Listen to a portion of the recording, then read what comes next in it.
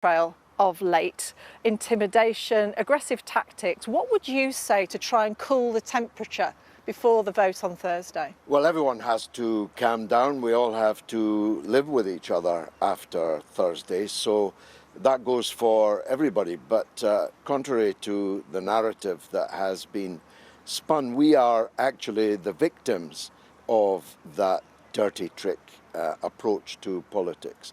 The Kirklees Council, a Labour council, has in the last 48 hours removed at least 2,000 of our posters from lampposts. We've seen a lot of your posters. There's no doubt that you're making a real impression here. But why have you come to stand in this seat? You have nothing to do with this particular seat. Would you ask that of any of the other candidates? Have done. Yes, why have they come to stand in this seat? Because there's an election. And the election, you're not a local man. Why wouldn't somebody vote for Kim Leadbeater, who is born and bred here and knows the constituency very well? Is there any need for me in this interview, or are you just going to give a party political broadcast? I'm deeply connected to this area, as you're going to see on Thursday. As to the local aspect, well, Marcelo Bielsa from nearby Argentina has got Leeds United flying in the Premier Division. It's not where you're from that counts, it's what you can do. I hope you never have to hire a lawyer, but I'm sure that if you do, you'll choose the best one, not the one that lives across the road. But some of your campaign is surely about getting rid of Keir Starmer as the leader of the Labour Party. Sure. You've spoken about that. Sure. And you've talked about yourself being a revolutionary in the past. This kind of revolution, though, is a negative one, surely. What are your positive goals, other than trying to bring down the Labour leader? I ask again, is there any point in me being in this interview? This is a party political broadcast. The people here have been left behind, neglected, and taken for granted. And they're going to show what they feel about that on Thursday.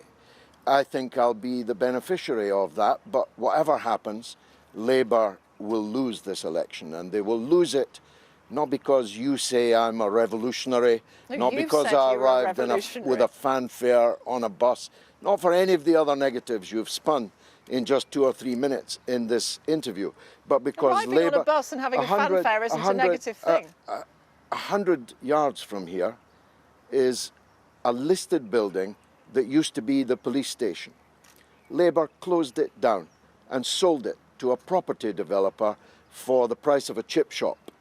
That's the kind of local issue that has got people very angry indeed at Labour. And you're going to see, look, all of your questions, let's talk about the Conservatives then, because they could have kept that police station open. They've been in power since 2010. No, it was Labour that closed it. If you split the Labour vote... There is no Labour vote. There are only voters. OK, individual voters. If you drive a wedge through the majority that Labour currently hold, surely you will be handing this election to the Conservatives. Is that what you want? Is this Labour TV or is it the BBC?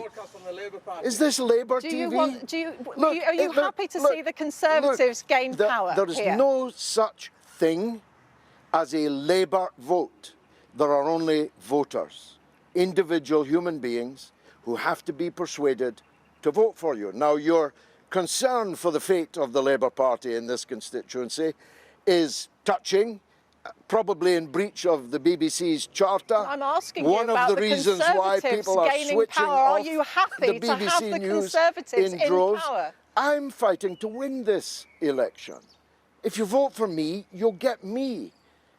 I have no obligation to any other party in this election. But how much of an obligation do you feel that you have to Batley and Spen? You quite simply would never ask these questions of anyone else. You wouldn't ask the Liberal Democrat if he was happy to let in the Tories. Why are you asking me? Because you're the person who's likely to take more of the vote than the Liberal Democrats are in this election, according to the polls. I'm not sure how you know that, but it's encouraging of you to say so.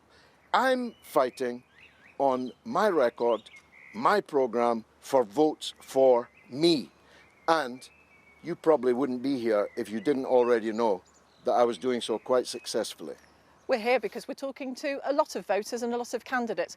You've said it's about you. It should be about the people of Batley and Spen. How long do you...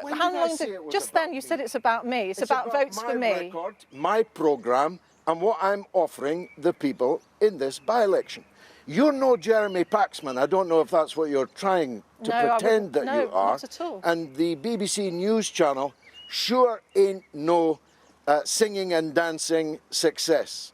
Well, I gave you my true, time Mr. Galloway. to speak about the issues in this election. All you have done from the first second is attack me on behalf of the Labour Party. No, not at which all. Which is a very odd use of all these 1, 2, 3, 4, 5 BBC staff. It's an odd use of the taxpayers' money.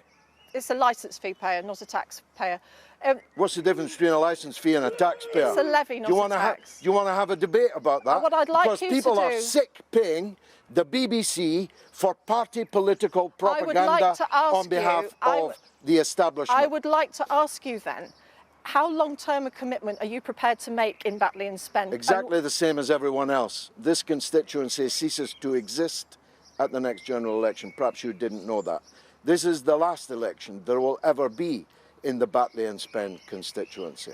That's my commitment. But the people will still have a vote for someone. Sure they will. They'll be split into different constituencies thanks to Tory gerrymandering. But I'll be, if elected, the last ever Member of Parliament for Batley and Spen. And I hope to be. I think it would be a real signature sign-off for this constituency if they told everyone they were not going to be taken for granted anymore.